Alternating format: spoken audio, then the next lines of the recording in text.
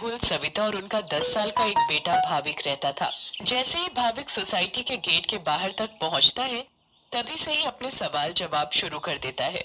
वाह पापा, ये कितनी सुंदर सोसाइटी है। क्या हम इसी सोसाइटी में रहेंगे? हाँ हाँ बेटा, हम लोग इसी सोसाइटी में रहेंगे। देखो तो हमारा भाविक कितना खुश नजर आ रहा है। अब तो मेरे यहाँ पर नए नए दोस्त बनेंगे, ना मजा आएगा। हाँ हाँ बेटा, बहुत मजा आएगा। चलो अब अंदर चलो। जैसे ही वो लोग सोसाइटी के अंदर कदम रखते हैं, तभी जोर जोर से हवा चलने लगती है और भाविक को कुछ अजीब सा महसूस होने लगता है।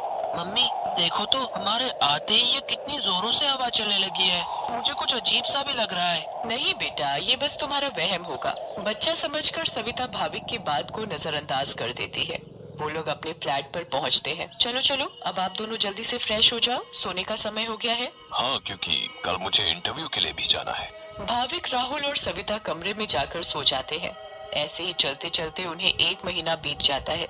एक दिन राहुल का बॉस उसे ऑफिस के काम से सूरत जाने को कहता है। ये तो कितनी अच्छी खबर है। मैं ये बात सोसाइटी जाकर सविता और भाविक को बताऊंगा, तो वो दोनों भी बहुत खुश हो जाएंगे। राहुल घर जाकर ये बात सविता और भाविक को बताता है। सविता, ओ सविता, कहाँ हो तुम? तुम्हें एक खुशखबरी देनी है। अरे हाँ हाँ, क्या हुआ? इतना क्यों चिल्ला रहे हैं आप? हाँ पापा, क्या हुआ? आप इतने खुश क्यों नजर आ रहे हो? अरे खुश ना हो तो क्या करूं, बात ही ऐसी है। अब आप बताएंगे भी, क्या बात है? मुझे मेरी नौकरी की तरफ से सूरत ले जा रहे हैं। बहुत बड़ा प्रोजेक्ट है। अगर सब अच्छे से हो गया तो क्या पता वहाँ से आने के बाद मेरा इंक्रीमेंट भी हो जाए। अरे वाह, ये तो बहुत अच्छी खबर है। वाह पापा, आप तो सूरत जा रहे हो। मैं भी जाऊंगा, मैं भी जाऊंगा। बेटा, मैं तुम्हें अपने साथ नहीं ले जा सकता। और सविता, तुम मेरा सामान पैक कर दो। मुझे आज ही रात 12 बजे तक निकलना है। मैं बस कुछ ही दिनों के लिए जा रहा हूँ। सविता राहुल का सामान पैक कर देती है और राहुल उसे रात 12 बजे सूरत के लिए निकल जाता है। चलो भाविक, अब तुम भी जल्दी से दूध पीकर कमरे में सोने चलो। ठीक है मम्मी। सविता और भाविक अपने कमरे में चले जाते हैं। सविता तो सो जाती है, मगर भाविक को नींद नहीं आती। बहुत तेज बारिश होने लगती है। भाविक बालकनी में जाकर खड़ा हो जाता है और बारिश के मजे लेने लगता है। वाह, कितना सुंदर नजारा है। भाविक की नजर अचानक सामने वाले फ्लैट पर पड़ती है, तो वहाँ एक मोमबत्ती जल रही होती है। ये क्या है? ये सामने से कैसी रोशनी दिखाई दे रही है? ऐसा लग रहा है जैसे कोई मोमबत्ती जली हुई हो। अगर जब से हम यहाँ आए हैं, तब से तो ये फ्लैट बंद पड़ा है। भाविक को फिर अचानक से एक औरत चलती हुई दिखती है। अरे ये औरत कौन है? कहीं यहाँ कोई भूत तो नहीं? मम्मी, मम्मी, भूत भूत, मम्मी, मम्मी बचाओ, मुझे बचाओ। क्या हुआ बेटा, क्या हुआ? तुम इतना क्यों घबरा रहे हो? मम्मी, वो भूत भूत। क्या बोले जा रहे हो तुम? ठीक से बोलो, मुझे कुछ भी समझ में नहीं आ रहा है। मम्मी, मुझे नींद नहीं आ रही थी तो मैं बालकनी में जाकर खड़ा हो गया और बारिश देखने लगा। तभी मैंने सामने के फ्लैट में जलती हुई मोमबत्ती देखी और एक औरत को देखा। नहीं बेटा, ये भूत भूत कुछ नहीं होता। ये तुम्हारे मन का वहम है। नहीं मम्मी, मैं सच कह रहा हूँ। नहीं बेटा, चलो अब सो जाओ, रात बहुत हो रही है। नहीं, मैं आपको लेकर जाता हूँ। अच्छा चलो, दिखाओ कहाँ है भूत। फिर भाविक सविता को बाहर लेकर जाता है। कहाँ है भूत? मुझे तो कहीं कोई नहीं दिख रहा। मम्मी देखो, वहाँ पर देखो, वो सामने वाले फ्लैट में। अरे बेटा, कुछ भी नहीं है वहाँ पर। नहीं मम्मी, मैं झूठ नहीं बोल रहा। अच्छा ठीक है ठीक है, चलो आप जल्दी कमरे में जाओ और सो जाओ। फिर वो दोनों कमरे में जाकर सो जाते हैं। भाविक, अब तुम्हें डरने की कोई जरूरत नहीं है। मैं तुम्हारे साथ सो रही हूँ ना, अब तुम आराम से सो जाओ। अगली सुबह भाविक सोसाइटी के दूसरे बच्चों से मिलता है। तुम सबके नाम क्या है? मेरा नाम पिंकू है। मेरा नाम सोनू है। और मेरा नाम गोली है। सारे बच्चे मिलकर पूरा दिन खूब मस्ती करते हैं। फिर रात में सारी औरतें सोसाइटी कंपाउंड में बातें करती हैं। तभी सविता रात के बाद सारी औरतों को बताती है। दूसरी ओर भाविक और उसके सारे दोस्त लुका छुपी खेल रहे होते हैं। पिंकू गिनती करना शुरू कर देता है। तभी सारे बच्चे इधर उधर छिप जाते हैं, मगर भाविक खेल खेल में अपने फ्लैट के सामने वाले फ्लैट के दरवाजे तक पहुंच जाता है। उसे ये पता नहीं होता कि ये वही फ्लैट है जिसमें कल रात उसने एक औरत को जलती हुई मोमबत्ती के साथ देखा था। अरे, ये दरवाजा तो खुला हुआ है और यहाँ तो कितनी सारी लाइटें हैं। चलो अब मैं जल्दी से इस घर में छिप जाता हूँ ताकि मुझे कोई ढूंढ ही ना पाए।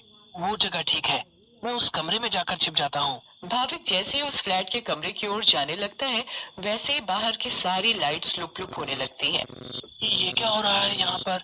अचानक ये लाइटें लुप लुप कैसे होने लगी? भाविक इधर उधर देखने लगता है। तभी भाविक की नजर दरवाजे के ऊपर पड़ती है। ये दरवाजे के ऊपर क्या लिखा हुआ है? मम्मी, मम्मी बचाओ बचाओ। भाविक चिल्लाते हुए सोसाइटी कंपाउंड में जा पहुंचता है। अरे, ये आवाज तो भाविक की लग रही है।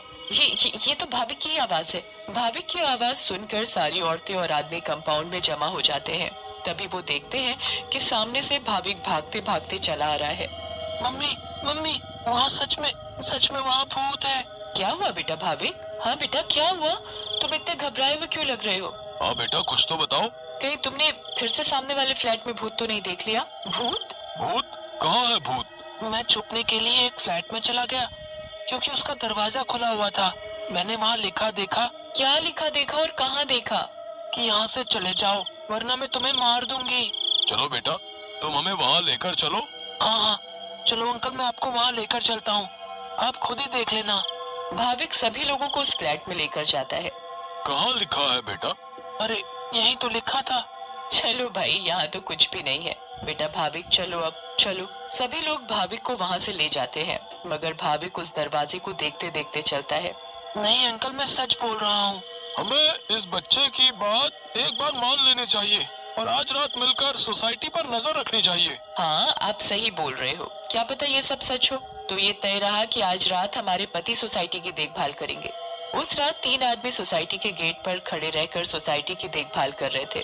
मुझे जरा बाथरूम जाना है, मैं बस अभी जाकर आता हूँ। हाँ हाँ ठीक है, तुम होकर आओ। क्या हुआ जी? गुड्डू को बहुत डर लग रहा है और वो बोल रही है कि आप ही उसे सुलाएंगे, तो आप जरा ऊपर आकर उसे सुला जाएंगे। ठीक है, अभी आता हूँ। दूसरा आदमी पहले आदमी से बोलता है। मैं जरा अपनी बेटी को सुलाकर आता हूँ, उसे डर लग रहा है। अब सोसाइटी के दरवाजे पर सिर्फ रमेश यानी तीसरा आदमी ही बचता है। कहाँ रह गए ये दोनों? वो आदमी इधर उधर घूमता रहता है और अब उसे भी अकेले डर लगने लगता है। तभी उस आदमी को किसी औरत का साया दिखता है। उसके लंबे खुले हुए बाल और पायल की छम छम आवाज। चुड़ैल, बचाओ बचाओ, चुड़ैल।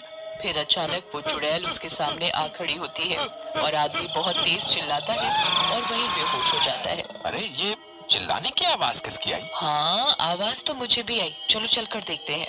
सारे सोसाइटी वाले अपनी बालकनी में आ जाते हैं तो वो क्या देखते हैं कि वहाँ रमेश बेहोश पड़ा हुआ था। ये आवाज कैसी आई थी? फिर सोसाइटी वाले नीचे आ जाते हैं तो वो वहाँ पर रमेश को जमीन पर पड़ा हुआ देखते हैं।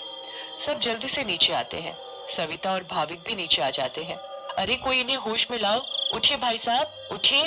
फिर कुछ ही देर में रमेश को होश आता है और वो सारी बात सोसाइटी वालों को बताता है जो उसके साथ कुछ देर पहले हुई थी। तभी सोसाइटी में अजीब सी आवाजें आने लगती हैं। मम्मी देखा ना, मैंने बोला था ना कि भूत है।